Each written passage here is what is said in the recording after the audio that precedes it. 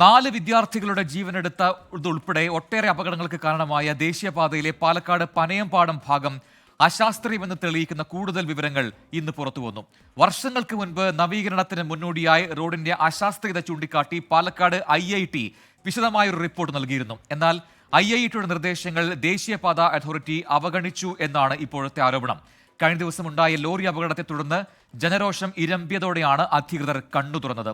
സ്ഥലത്തെത്തിയ ഗതാഗത മന്ത്രി KB ഗണേഷ് കുമാർ റോഡിൽ വാഹനമോടിച്ച് പരിശോധന നടത്തി.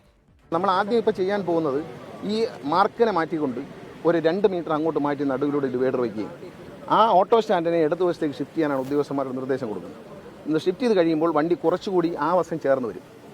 പിന്നെ തെന്നി വരുന്നു എന്നുള്ള പ്രശ്നമാണ്. അതിനെ ഇത് ചിപ്പ് ചെയ്യുകയും അടിസ്ഥാനപരമായി ഇതിനൊരു പരിഹാരം വേണം, ഒരു സ്ഥിരമായ പരിഹാരം. അതിന് വേണ്ടിയിട്ട് നാഷണൽ ഹൈവേ അതോറിറ്റിക്കാരെ വിളിക്കുകയും PWD മിനിസ്റ്ററും കൂടെ നമ്മൾ സംസാരിച്ചതിന് ശേഷം മോട്ടോർ വെഹിക്കിൾ ഡിപ്പാർട്ട്മെൻറ്റ് എല്ലാവരും കൂടി ചൊവ്വാഴ്ച അവർ അസൗകര്യം ഉണ്ടെങ്കിൽ പറ്റത്തില്ല, അവരെ വിളിക്കാൻ തീരുമാനിച്ചത് ചൊവ്വാഴ്ച ഉച്ച കഴിഞ്ഞിട്ടാണ്.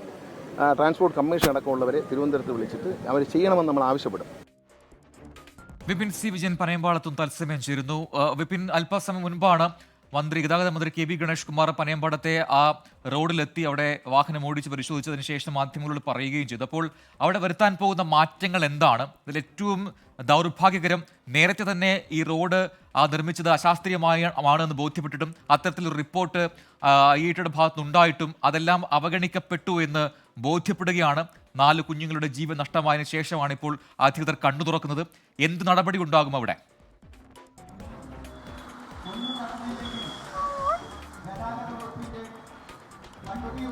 പ്രജിൻ, 2021 ശേഷം IITയുടെയും നാറ്റ്പാക്കിന്റെയും ഒക്കെ വിവിധ റിപ്പോർട്ടുകൾ ഈ പനയമ്പാടത്തെ ഈ ഒരു ഹൈവേയെ സംബന്ധിച്ച് മാത്രമായി വന്നിട്ടുണ്ട്. പക്ഷേ അതെല്ലാം തന്നെ അവഗണിക്കപ്പെട്ടു എന്നുള്ളത് ഒരു പകൽ പോലെ വ്യക്തമാവുന്ന വിവരങ്ങളാണ് പുറത്തു വരുന്നത്. ഒപ്പം തന്നെ ഇന്നിപ്പോൾ ഗതാഗത മന്ത്രി KB ഗണേഷ് കുമാർ ഇവിടെ സന്ദർശിക്കുകയും അദ്ദേഹം ഔദ്യോഗിക വാഹനം ഈ റോട്ടിലൂടെ, ഈ അപകടമുണ്ടായ റോട്ടിലൂടെ തന്നെ ഓടിച്ചു നോക്കി എന്തൊക്കെയാണ് അശാസ്ത്രീയമായ നിർമ്മാണം എന്ന് പറയുമ്പോൾ അത് ഏത് രീതിയിലാണ്, പ്രശ്നങ്ങൾ എന്തൊക്കെയാണ് എന്ന് പഠിക്കുന്നതിന് വേണ്ടി അദ്ദേഹം സ്വന്തം വാഹനം ഓടിച്ചു നോക്കുകയും ചെയ്തു. അത് ഇതപ്പോൾ നമ്മൾ ഈ കാണുന്ന ഒരു ഇറക്കം റോഡുണ്ട്, അപ്പോൾ ഇവിടെയാണ് അദ്ദേഹം വാഹനം ഓടിക്കുകയും ചെയ്തത്.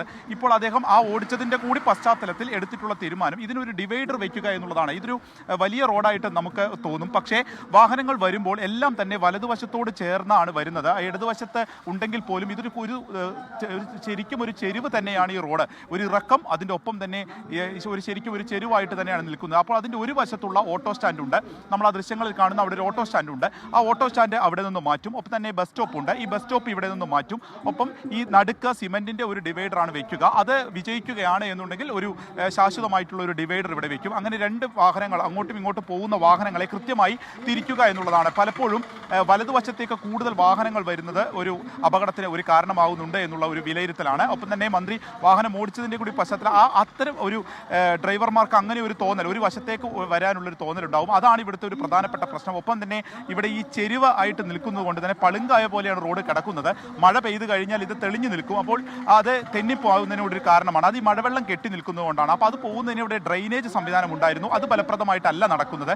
അത് ഫലപ്രദമായിട്ട് നടപ്പാക്കണം. ഫുട്പാത്ത് വേണം, അതിന് കൈവരി വേണം, തുടങ്ങിയിട്ടുള്ള കാര്യങ്ങളാണ് ആദ്യഘട്ടത്തിൽ എടുക്കുന്നത്. അപ്പോൾ ചൊവ്വാഴ്ച നാഷണൽ ഹൈവേ അതോറിറ്റിയുമായിട്ടൊരു ചർച്ചയുണ്ട്. ഈ ചർച്ച ചൊവ്വാഴ്ച ഉച്ചയ്ക്ക് ശേഷമാണ് ഉന്നത ഉദ്യോഗസ്ഥരുമായി വെച്ചിട്ടുള്ളത്. ഈ ഒരു ചർച്ചയിൽ 2022 നവംബറിൽ ഒരു ശുപാർശകൾ വെച്ചിരുന്നു. 5 ശുപാർശകളാണ് ഇവിടുന്ന് പ്രധാനമായും വെച്ചിട്ടുള്ളത്. ഈ 5 ശുപാർശകളിൽ ഒരു മാറ്റവും വരുത്തിയിട്ടില്ല, അത് പാടെ അവഗണിച്ചിരിക്കുകയാണ്. അപ്പോൾ ഈ 5 ശുപാർശകൾ വീണ്ടും അവരുടെ മുന്നിലേക്ക് വെക്കുകയാണ്. ഈ ഹൈവേ അതോറിറ്റി അപ്പോൾ അതിന് പണം അനുവദിക്കില്ല. അത്തരത്തിൽ ഏതെങ്കിലും രീതിയിലുള്ള ഒരു പ്രശ്നമുണ്ടെങ്കിൽ സർക്കാരിന്റെ റോഡ് സുരക്ഷാ അതോറിറ്റിയിൽ നിന്ന് പണം അനുവദിക്കുകയും എന്തായാലും നേരത്തെയുള്ള മുൻകാല റിപ്പോർട്ടുകൾ എന്തുകൊണ്ട് നാഷണൽ ഹൈവേ അതോറിറ്റി അവഗണിച്ചു? ഒരുപക്ഷെ അന്നത് ഇടപെട്ടിരുന്നുവെങ്കിൽ ഈ അപകടം ഉണ്ടാകുമായിരുന്നില്ല. ഒരുപക്ഷെ 4 കുഞ്ഞുങ്ങളുടെ ജീവൻ നമുക്ക് നഷ്ടമാകുമായിരുന്നില്ല. വിപിൻ സി വിജയനാണ് പനയമ്പാടത്തുനിന്നും വിവരങ്ങൾ നൽകിയത്.